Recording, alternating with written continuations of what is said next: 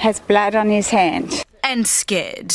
This is just heartbreaking because I've been a member of this community. I've lived in Bondi for 52 years, and that this should happen is just so terrifying. It's still quiet here. From the Israeli government as well over the failure to stop this massacre. Can you just tell me your view on that? Yeah, there is intense rage and intense sadness. Let's remember the Jewish community around the world is very small. Last night I organized a vigil on the beach here in Tel Aviv so people could come and pay respects, and in the crowd was so many Australian immigrants who had friends and family who were there at the site of the shooting, and so the grief is very raw. Look, Peter, there are two main hypotheses for who could have been behind this attack, and they're both very disturbing. The first possibility is that a state actor, particularly Iran, may have been behind it. Let's remember, just a few months ago, Australia expelled the Iranian ambassador after finding that Iran was responsible for 2 attacks on Jewish targets in Australia, including the firebombing of a synagogue. It's being reported in the news that Mossad had given warnings to Australia's security services of potential plots to attack Jews in the country, and we can't rule out the possibility that Iran was behind this, just as Australia believes that Iran was behind other attacks. But the other possibility is also very disturbing, and that is that there is a homegrown extremist movement that has been nourished by the growing hatred against Israel and Jews around the world in the last few years. And we've seen the cries on the streets of Australia, around the world, of globalize the intifada. And do you feel that Anthony Albanese has actually got a grip of that or dealt with that in any way, or simply just let it happen? I mean, we've seen some footage, we don't know whether it's verified or not, but it appears to be one of the gunmen who was shouting "gas the Jews" at a protest against Israel. We know as well that here in the UK there are so many people who hold up signs in support of Hamas, Hezbollah, other prescribed organisations, and nothing is done about it. And that frustration, I think you can draw a very clear line from people who are allowed to do that right through to what happened in Bondi Beach yesterday. Yeah, there is a feeling in the Australian Jewish community that the Australian government has its head buried deep in the sand and doesn't understand where this hatred is coming from. It's coming from the obsessive demonization of Israel and Jewish people, especially since Hamas launched the October 7th war. The biggest driver of this is the genocide hoax, the genocide libel that is trying to paint Israel's war to defeat the Hamas terrorist army somehow as an attempt deliberately to kill Palestinians. That's what's fueling hatred, and that hatred is being translated into real action. But there are so many people even within that. I would argue, Elon, there are so many people within that who are willfully blind to what is going on. Where are all these people who said that Gaza was in a famine, for example? Where are these? Are some of the most pictured, the most photographed. So much footage is coming out of Gaza, apart from people who have congenital diseases, which mean they are particularly thin. And I have great sympathy with them, of course, and I want the people of Palestine, the Palestinian territories, to be fed and have enough food. But the point is that there is not footage, there are not photographs of people starving, because that wasn't happening. And this propaganda is absurd, and it is fueling the kind of hatred we saw yesterday. The police commissioner, how many police were at Bondi Beach at the Hanukkah festival at the time when the shooting took place? Yes, we've spoken to police about it, of course. Can you tell us that answer? Well, the police were tasked with being on the site during the festival. My understanding is that there were 2 in the park during or at the beginning of the shooting, the assassinations. Just 2 police officers. And there were police in the vicinity. So a patrol car pulled up within moments of the firing beginning. So I guess it's difficult for me to give you a final number, as it is with police, because they need to work out where scores of police were at exactly 6:46 or thereabouts when the shooting began. And I think that there's a sense that, well, if we give a misleading number now, either we'll have to retract it or add to it at a certain point. But what I'm trying to say is, I'm not trying to be coy here, but that's the circumstances relating to it. When we've seen the pro-Palestinian protests every other week in the city, there are dozens, if not hundreds, of police officers. So why was a high-risk event like the Hanukkah festival have so limited police resources that, you know, at the time of the shooting, only 2 on site?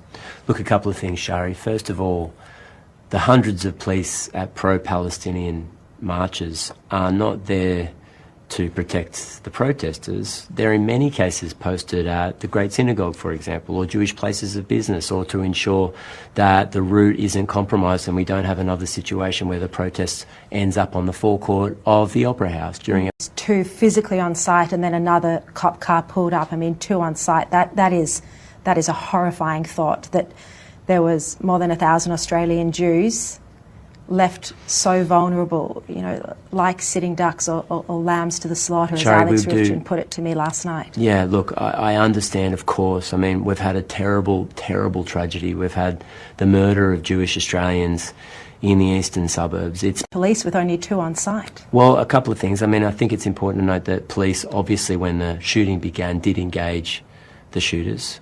It's Sharon Markson here from Sky News. Haven't you only fueled the anti-Semitism crisis by your aggressive rhetoric over the past 2 years? We are here today to mourn all those who have been unforgivable. We are here mourning and giving respect to the community. You have been at pro-Palestinian protests where they have Shame on you. Intifada. Blood's on your heads. You have been Shame at on you. pro-Palestinian protests You're a disgrace. where there have been calls for intifada and death to the IDF. How does this lead to anything else other than the terror attack that we saw here last night? We are here today to give respect. Do you regret being at those pro-Palestinian protests that have only fueled anti-Semitism? Today is about heart and humanity for those who have lost their loved ones, for those who have been injured by this. Are you surprised? You can't possibly be surprised that your actions have been among those that have led to this.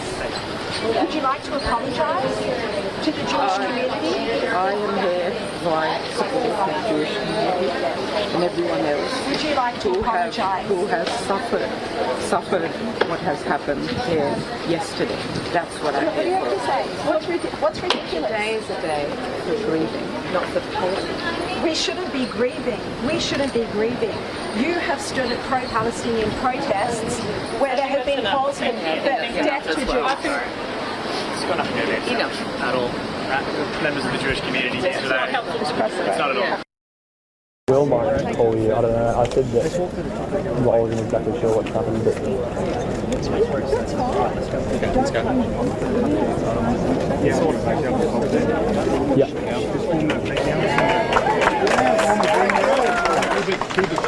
Why did you turn up today? Why have you turned up here wearing a Palestinian keffiyeh? Are you trying to antagonise the Jewish community? Get out of here, scumbag. Yeah, agree me. Why you do that? Not your place. Why did you turn up today? I'm very happy to tell you why I came here today. I'm entitled to speak and they're entitled to ask me. I came here today because I'm a Jewish person, because my family was murdered in the Holocaust, because I have community members murdered here. let's go. And I'm being threatened with arrest, talking with the press. Move this way, please. Were there no Israeli flags here, we would not have worn a keffiyeh. Because this community has politicised this tragedy, we are standing here because the flag of Israel represents the genocide. All Jews are entitled to mourn. Come on, man. I need you to speak up. Yes. Move. Oh, I'm ready. From his coma. Yeah, morning, Nat. Yeah, he certainly has. Naveed Akram, he awoke from his coma. He has been transferred. He was at St Vincent's Hospital, but he's since been transferred. And I just spoke with police just before we came on air, and he's yet to be interviewed. So he's only just woken up from this coma. So he's. we're learning new detail about this trip, this infamous now trip to the Philippines. I've been told by police that the father, Sajid, he travelled to the Philippines on an Indian passport. His son travelled on an Australian passport because, of course, he's an Australian citizen.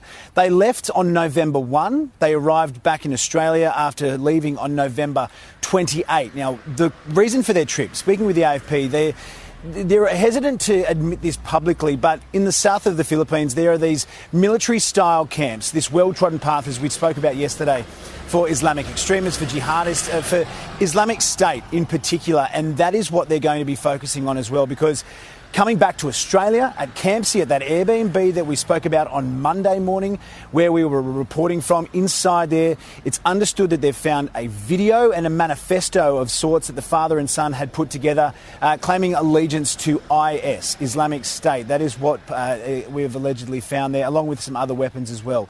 So Chrissy Barrett, she's the AFP commissioner, she said that this was carried out not for a religion, but for a terrorist organisation, allegedly. So that is now what is being investigated by police.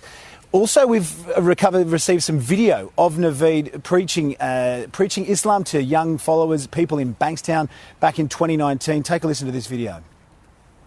We need to spread the message that Allah is one and Muhammad is the last messenger of Allah. Guys, spread dawah wherever you can. Spread the message that Allah is one wherever you can. Being uncovered back in 2019, we've found out now who those alleged extremists were that he had links with here in Western Sydney. Isaac El-Matari, I can tell you, he is right now behind bars for allegedly conspiring to carrying out a terrorist attack here in Australia. One of those concerning elements is that right now he's able to be released. He hasn't done so, though, through the court, so he is still behind bars. So certainly a lot of chilling details, guys, emerging just as to a potential motive for this alleged terror attack on the weekend. Yeah.